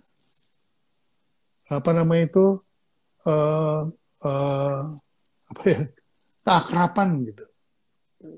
Nah ini terjadi kesenjangan kan antara kita masih di marketing 1.0 yang mengutamakan jualan produk dan kita nyebutnya omset ya. Sementara di konsumennya udah nggak gitu. Konsumennya tuh oke, produk lu bagus, tapi lu deket nggak sama gua sih? Iya. Gua kenal lu, tapi lu kenal nggak sih sama gua? Mati nggak kalau gitu deh. Ya kan? Oke Pak Bi, saya kenal Pak Bi, tapi Pak Bi kenal saya nggak? Nah, di situ kata kuncinya adalah mutual interest. Gitu. Nah, kesenjangan ini terjadi nih. Ketika kita mau bikin campaign, communication campaign kita harus di 4.0. Tapi jualannya masih di 1.0. Itu problem yang kita hadapi. Nggak cuma UKM ya, teman-teman ya. Sampai corporate level BUMN aja terjadi. Sati tahu kan ya. Nggak usah sebut merek lah. Tapi itu yang terjadi. Jadi mengapa Pak Pi setua gini masih digeret-geret sama klien-klien untuk garap brandnya itu, karena mereka bilang Pak Pi itu ngalamin. Nggak cuma baca buku. Ngalamin sendiri. Ngalamin. Sekarang ini Pak Pi masih relevan karena sudah bisa mentransformasi dari 1.0 ke 4.0. Ya, ini saya cerita aja ya teman-teman. Ini saya bukannya apa-apa. Saat ini saksinya nih. Oh, saya udah bilang, oh, saya udah nggak apa, waktunya udah nggak ada. Saya udah pengen istirahat. Oh, jangan istirahat dulu, Pak. Betul nggak sih? Iya benar. Iya, jadi ya gitu pun store ya tadi ya. Jadi sebenarnya tadi yang dibahas masih 1.0 gitu ya, marketing 1.0. Padahal sebenarnya di luar sana itu sudah berbeda gitu permainannya, udah bahkan sampai 4.0. Mungkin bersiap 5.0 mungkin Pak belum ya. 5.0 itu melibatkan minimal ya, melibatkan dua hal yang kita sebut sebagai sebentar kok. Yang tadi kita ngomongin kok di bawah itu blockchain ya, harus melibatkan blockchain. Yang kedua Bitcoin. Ya, kalau bisnis kita udah masuk ke situ minimal itu udah masuk 5.0. Jadi betul-betul kita melibatkan teknologi dan melibatkan juga internet ya. Jadi kalau misalnya Pak B punya marketplace gitu ya, tapi masih menggunakan AI, artificial intelligence, itu udah banyak yang kayak gitu. Jadi kalau Pak B punya marketplace yang menggunakan Bitcoin dan juga menggunakan blockchain untuk menjalankan atau mengamankan order-ordernya, itu Pak B sudah masuk 4.0. Kalau belum menggunakan dua itu belum masuk. Berarti nih ya, mumpung ini masih peralihan ke 5.0 belum matang. Nah, kita mendingan belajar dulu aja dari 1.0 sampai 4.0. 4.0 cukup banget. Kayak kripto juga ada. Justru itu. Ya, kripto itu masa depan, sekarang belum. Iya, makanya. Jadi kalau misalnya emang teman-teman ada waktunya ya Pak Bia, mumpung Pak Bia buka nih kelasnya BMS ya, 1.0 to 4.0 di tanggal 20 sampai 21 Juli ya Pak Bia. Ya, fokusnya itu tadi. Silahkan menggunakan strategi 1.0 nggak apa-apa. Yang penting Anda tahu transformasinya gimana. Beralihnya itu gimana. Itu yang penting. Kalau nggak selamat ya teman-teman. Ya. Betul banget Pak Bi. Ya, betul nih ya. Decentralized finance itu betul. Ya. Nah, Pak Bi, ini udah menuju 10 menit menuju jam 9. Wah, Pak Budisman live juga ya. Iya, Pak Budisman nih live melulu nih. Malam minggu live. Oh ya, Rebo waktunya dia ya. Kita pindah aja nih, biar nggak tabrakan sama Pak Budisman. Iya, boleh juga.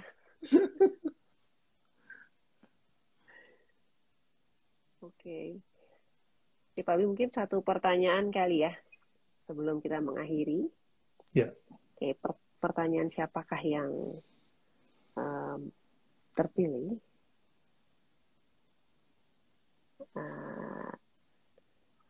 Yang mana ya Pak Bi? Jadi bingung, aku jadi mendadak susah memilih. ini aja deh. Tadi Ya. tuh ada pertanyaan gini. Ini Ini bagus kayaknya sih, Ti. Tunggu, Ti. yang mana, yang Ini mana, ada yang yang mana? bilang Anggi Vista. QR. Nah, QR sudah Oh, termasuk permulaan 5D, 5.0.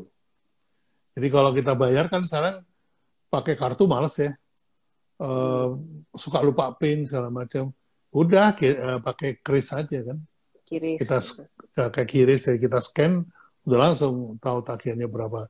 Kita ketik, send, selesai. Itu apa namanya? Kita sudah mulai masuk ke dalam 5.0. 5.0. Pak Bin, tadi tuh aku ada pertanyaan nih kan, kita kembali mengenai brand ya. Jadi aku lupa tadi siapa, scrollnya udah kejauhan, tapi ini pasti juga dialamin sama banyak UMKM. Bahkan korporat besar sekalipun Pak Bi. Jadi tadi pertanyaan adalah, pada saat kita sudah punya produk, lalu bagaimana caranya kita menanamkan value. Kalau tadi sih kayaknya lebih gimana cara bikin brand yang produknya udah terlanjur Ada. ada atau terlanjur salah. Mungkin kelihatan salah karena terus nggak ada value-nya gitu ya. Nah, Ya. bagaimana menyikapinya Pak B? Ini pertanyaan terakhir ya. Ya, ini selamat malam Rio juga masuk juga nih. Padahal baru pulang kantor. Rio Levino. Oke, jawabannya begini. Ini umum ya teman-teman, ini bukan salah ini. Jadi semua orang itu berpikir kalau mau berbisnis harus punya produk. Itu semua orang, tidak terkecuali. Dan itu tidak salah. Ya. Karena ini ilmu yang sudah ada dari 700 tahun sebelum Masehi. Sejak mata uang dicetak. Jadi kalau gua mau bisnis ya harus punya produk. Ya. Tanpa kita ketahui, tanpa kita sadari bahwa begitu kita bikin produk misalnya gudeg gitu ya, kita terpenjara di gudeg itu. Kita bisa membangun barrier to entry, artinya pagar supaya pesaing nggak bisa masuk ke rasa gudeg kita. Tapi kita lupa bahwa kita juga nggak bisa keluar dari situ. Keluar. Ini kalau kita berangkat dari produk ya. Karena sifatnya dia rigid. Pagernya itu fisik. Jadi kita orang nggak bisa masuk, kita juga nggak bisa keluar. Ini kalau kita mulai dengan produk. Wah, Sati mental ya. Oke. Yang kedua adalah ketika kita sudah mulai dengan produk, bagaimana kita menemukan value. Nah, ini yang sering saya sebut sebagai added value. Value yang ditambahkan kepada produk kita. Itu adalah added value. Nah, ini Sati malah hilang. Kemana nih?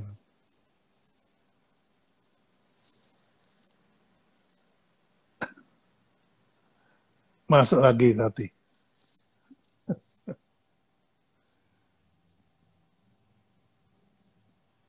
Ya, itu ya dari teman-teman. Jadi itu udah umum ya. Maaf Pak B, tadi kelempar. Udah masuk lagi. Terus. Saya masih dengar Ya, kok. Added jadi value ya. ya added value. Ini bukan sebuah kesalahan teman-teman ya. 99% klien saya yang datang ke saya selama saya praktek itu sudah punya produk. Ya. Jadi nggak ada yang salah dengan itu. Sehingga kemudian kita harus mampu menciptakan added value untuk produk kita supaya jadi brand. Nah, teman-teman biasanya added value itu berupa fisik. Di pagar nih. Ya. Nah, added value itu cukup dengan kata yang sebetulnya. Ya. Tapi kalau yang-nya itu fisik, itu akan menambahkan cost HPP, mengurangi profit. Dan itu sifatnya fisik. Larinya ke mulut atau larinya ke fisik ya. Ya. Tapi kalau yang-nya itu tidak fisikal sifatnya.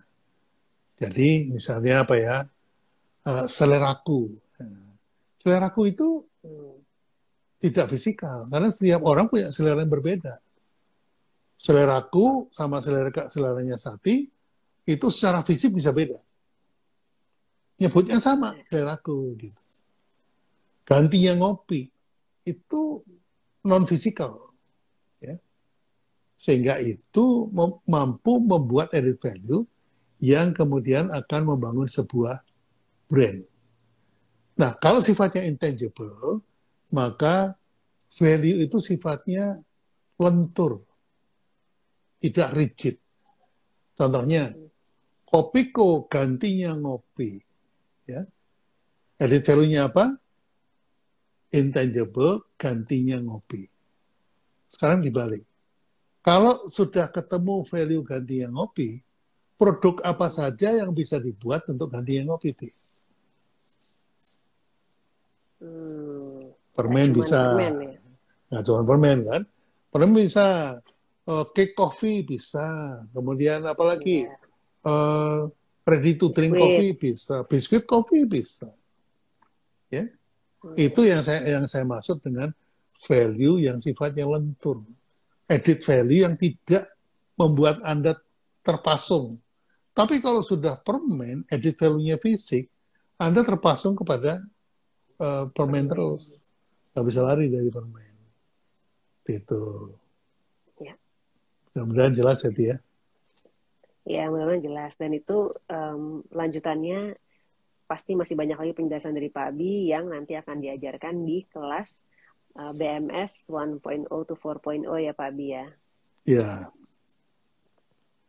Ya, jadi silakan ya. 2021 masih 20 hari lagi ya. Ya. Sekarang tanggal berapa ya? Sekarang Lupa. Tanggal 6 ya? 6, tanggal 6. Ya, 2 minggu lagi lah. 2 minggu lagi. Ya. Jadi teman-teman, ya mumpung lagi dibuka nih kita kelas online, jadi bisa langsung aja buka di akunnya Pak Abi. Seperti biasa akan ada link tree yang bisa diklik di situ untuk melihat informasi mengenai kelas dan juga mendaftar ya Pak Abi ya. Ya, dan juga kita selalu membuka affiliate ya. Jadi kita nggak cuma membuka untuk peserta, tapi juga affiliate. Yang tentunya affiliate itu mendapatkan komisi berupa uang gitu ya. Jadi kalau Anda misalnya saya mau ikut, kemudian ternyata nilainya sama dengan 10 affiliate baru, 10 peserta baru, Anda bisa jadi affiliate untuk 10 peserta, itu sama dengan free. Gitu. Atau misalnya nggak 10, 5 aja, itu sama dengan udah dapat diskon kan gitu. Jadi makanya saya buka juga affiliate dari dulu loh teman-teman, bukan dari sekarang aja. Itu maksud saya juga meringankan teman-teman yang punya semangat buat belajar, kemudian semangat untuk mengembalikan uang ya. Monggo silakan jadi affiliate. Ya.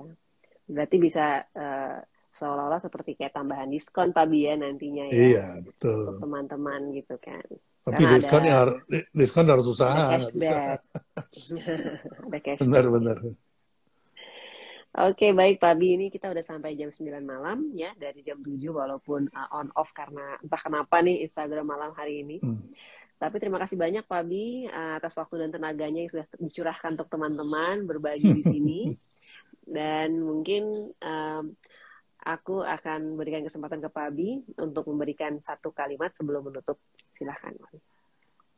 Baik, ini Mbak Ina dari Kisera. Makasih banyak Pak Bi, refresh terus setiap menyimak live-nya Pak Bi. Ya niatnya emang itu Mbak Ina, jadi supaya teman-teman alumni juga tidak merasa ada yang miss ya dengan materi baru, karena harus diingat bahwa seperti halnya internet juga selalu ada yang baru setiap hari, demikian juga branding, marketing, dan selling. Jadi selling pun juga ada hal yang baru yang bisa kita pelajari di situ. Karena kalau selling yang diajarkan oleh teman-teman praktisi selling sekarang ini sudah tidak layak disebut selling karena sudah masuk ke marketing ya. Meskipun kata-katanya masih pakai omset. Kalau dengar kata omset itu artinya selling ya. Jadi nggak ada tuh marketing omset, nggak ada. Marketing itu adalah to create demand. Gitu ya teman-teman. Jadi Anda boleh jadi pemula, Anda boleh mulai. Saya juga dulu waktu mulai belajar juga bego gitu ya. Saya dulu pernah jadi pembicara dan saya bilang marketing strategi ada 14. Wah, saya diketawain sama guru saya almarhum Pak Adnan itu yang lulusan Harvard. Lalu gara-gara itu saya dipanggil, nih, lu mendingan belajar sama gua dah daripada malu-maluin orang Indonesia. Waduh, saya tersinggung tapi tersanjung juga itu. Loh, emang saya baca begitu ya, kamu bacaannya salah. Gitu ya teman-teman. Jadi belajar. Jadi bantulah saya, Anda belajar langsung dari saya, mumpung saya masih kuat ngajar. Kemudian Anda bagikan, Anda sharing pada teman-teman yang lain. Nggak apa-apa. Selama itu sifatnya adalah pelajaran ya. Jadi bukan materinya yang dibagi. Karena saya nggak pernah bagi materi. Karena materi selalu berubah, teman-teman. Sesuai dengan perubahan zaman. Baik, itu aja dari saya, Ti. Terima kasih atas perhatiannya. Dari saya ucapkan wabillahi taufiq wal hidayah. Wassalamualaikum warahmatullahi wabarakatuh.